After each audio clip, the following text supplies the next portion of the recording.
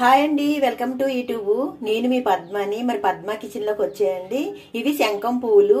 శంఖం పువ్వులతోటి మనం హల్వా చేసుకుందాం. హల్వా అన్న కేసర్ అన్న ఒకటే చేసుకుని దేవుడికి ప్రసాదం పెట్టుకుందాము.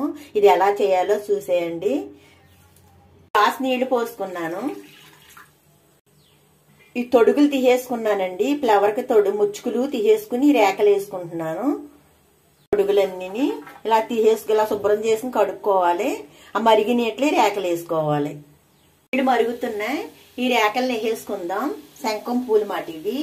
దేవుడికి ఈశ్వరుడికి చాలా ఇష్టమైన ఫ్లవర్స్ ఇవి. దీంతో నేను కేసరి చేస్తున్నా. కలర్ఫుల్ గా వచ్చేస్తున్నాయి చూసారా వాటర్ బ్లూ రంగు కింద.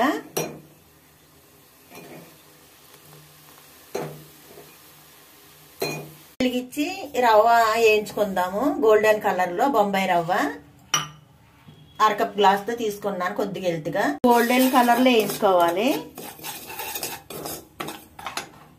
వేగిపోయింది. చక్కగా దింపేసుకుందాం. ఈ శంఖం పూలు వాటర్ 2 గ్లాసులు అవుతున్నాయి.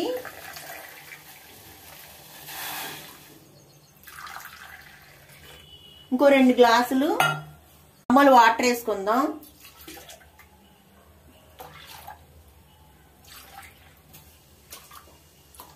అక్కడికి 4 గ్లాసులు మరగబెట్టి ఉంచుకున్న బొంబాయి ఈ వాటర్లో వేసుకుని చక్కగా తిప్పుదాం, కలుపుదాం. బాగా దగ్గరికి ఎగరబెడదాం.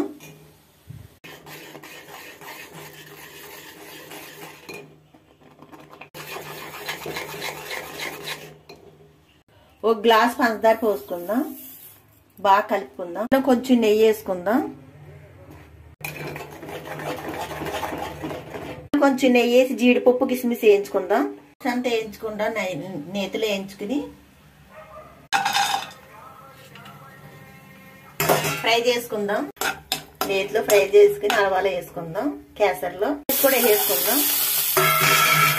కేసరిలో వేసుకుందాం. కలిపేసుకుందాం. కేసరి రెడీ అయిపోయింది. పెట్టుకుని దండం పెట్టుకుందాం. ఎప్పుడైనా గిన్నె నిండా ఉండాలి ప్రసాదం. తక్కువ చేసేందుకు చిన్న గిన్నె తీసుకోండి. ఎప్పుడు గిన్నె నిండా ఉంటుంది. అమ్మవారిని ఇలా అలంకరించుకున్నాను.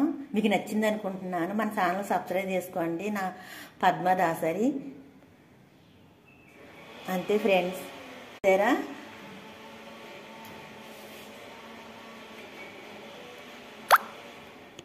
శ్రావణ మంగళవారం కదండి. ఇలా ప్రసాదం చేసుకుని పెట్టుకున్నాను నేను. మీకు నచ్చింది అనుకుంటున్నాను.